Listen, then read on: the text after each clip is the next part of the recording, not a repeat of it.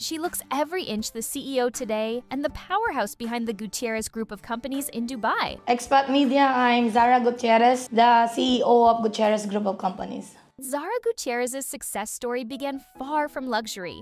Dahil sa mahirap ang buhay sa amin, alam mo yun, ayokong magkwento, naiyak ako. Born in Pampanga in the Philippines, Zara grew up in poverty, juggling school and jobs at Jollibee just to survive. From the beginning talaga nagtatrabaho ako. 4 kaming magkakapatid, bunso ako. Dumating na sa point na talagang susuko na yung magulang ko kasi hindi na kaya. Walang pera. Pero sabi ko hindi pwede kasi kailangan ko talaga magtapos. So from that moment, I told myself na kaya mo.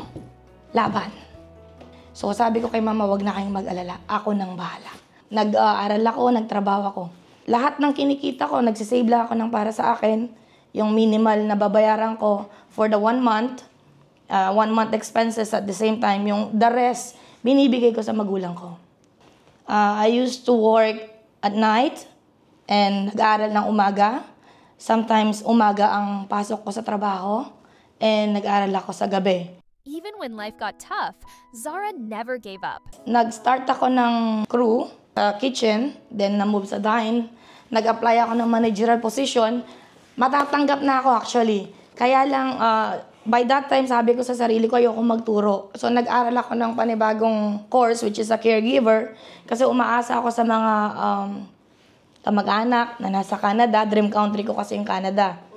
So sabi, sige mag-caregiver ka. Di ba uso yun sa atin? Caregiver ka, susuportahan ka namin, tulungan ka namin. Wala talaga akong planong pumunta ng Dubai. Yung pangarap ko kasi sa papuntang Canada, natanggal na.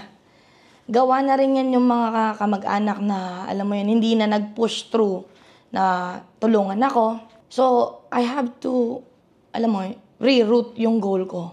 So, still working pa rin ako sa Jollibee while studying sa caregiver. Nagmamap ako sa Jollibee ng dining. Parang may tumapik na anghel sa akin. Teacher ko nung college. Siguro anghel talaga siya na nagsabi sa akin, anong ginagawa mo dyan? Tapos ka ng education. Yun ang parang nag-provoke sa akin na, oo nga naman. Tapos ako ng teacher pero alam mo yun, pwede na akong magturo eh. The next day, nag-resign ako sa Jollibee. Nag-apply ako ng teacher. Nakapasa naman. Grade 1 ang tinuturuan ko talaga. Kasi I like kids. Mahal ko yung mga bata. Okay ako na magturo sa ang babait, ang susweet nila. So, I think that is more than enough na mapatunayan ko sa sarili ko na, yes, naging teacher ako. And yung pagiging teacher ko, yung naging susi para may tumulong sa akin na makapunta ng UAE. Isa sa mga nanay na mga estudyante ko, naging best friend ko. Siya yung sumuporta. Kasi yung asawa niya nagtatrabaho dito sa Emirates. In 2008, Zara came to Dubai, arriving in the middle of a recession. Oh my God, talagang ang hirap. Kasi 2 months akong walang trabaho, naghahanap ako ng trabaho. Hindi yung pagdating ko may trabaho na ako, hindi. Naghanap ako ng trabaho. Nakapunta ako ng iba't ibang opisina. By accident, she landed an interview for a job meant for someone else. Kasi kapangalan ko lang yung yung tinawag nila pero hindi nagpunta. So far na-interview, nakuha naman ako. Ano yung work na yun? Receptionist po. And I was there for 10 years. I'm so proud na nandun ako ng 10 years. That accidental receptionist role for a business setup company became her turning point. Yun yung naging mentor ko, lahat ng frustration, lahat ng kung anong pwedeng maramdaman nandun na. Life in Dubai wasn't easy. Initially, natutulog ako sa floor kasi I just rented the partition. Walang bed, I slept in the floor. Kumakain ako ng lunch ko ng boy bawang. Naranasan ko yon.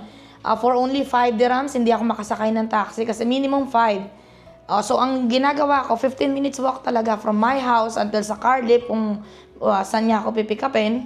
Ayokong pag-aksayahin yung 5 dirham na payment ko for taxi. Marami tong pupuntahan. But Zara endured and never lost sight of her purpose. Kasi ako yung tipo ng taong malakas ang paninindigan.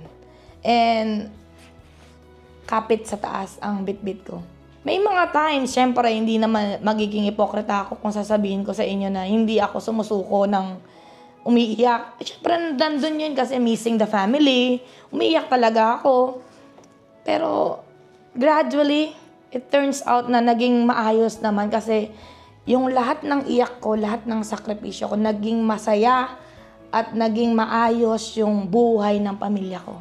After 10 years, it was fate when a client told Zara, "Start your own business." Tinanong ko, kaya ko ba to? Kasi malaking responsibility eh. Pero, nakaya naman. Nakaya. And now I'm here sa position na to. Siyempre, dahil na rin sa mga sumusuporta sa akin. Yung mga naniniwala at nagtiwala talaga sa akin. So in 2018, with one client and boundless faith, Zara founded what would become the Gutierrez Group of Companies. So, nag-start ako ng one customer, yung mga old customers ko, lumipat sa akin. We don't know this company, we know you. Hanggang dumami. Referral. Nagtatrabaho kami within 24 hours. Alam mo yun yung business partner ko. Kasama siya, walang tulugan. Sige, go. Laban lang. Thank God. Andito pa rin kami. Today, she's more than a CEO. She's a mentor, helping startups and entrepreneurs turn their dreams into reality. I don't do left and rights when it comes to business and in real life. Doon lang tayo sa straight. Siguro yun yung mga nagugustuhan nila sa akin. For Zara, business is not just about profit, it's about purpose. Nangyari, client gave me a cash of one bundle of 150,000 dirhams. Jordanian national. Binigay niya sa akin ngayon, na-meet ko siya sa office niya. Bigay niya yung cash, mag-set up kami ng business the next day. Buong gabi daw, hindi siya natulog. Yun ang sabi niya sa akin, the next day na mag-meet kami. Kasi, iniisip niya, I will run with the money. Ang laki nga naman, 150,000 dirhams. That's how much is that if you will convert that into peso, di ba?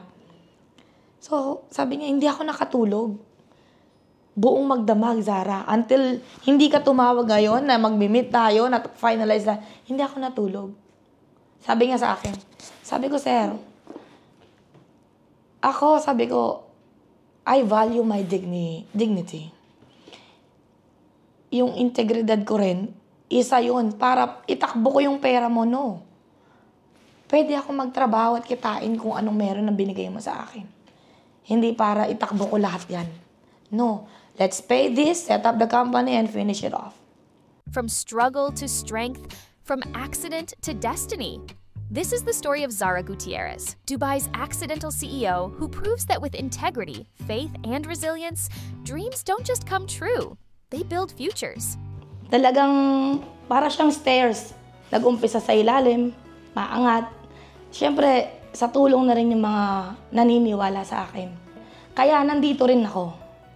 Hindi lang to basta na nandun lang ako sa peak. Hindi. Marami akong pinagdaanan.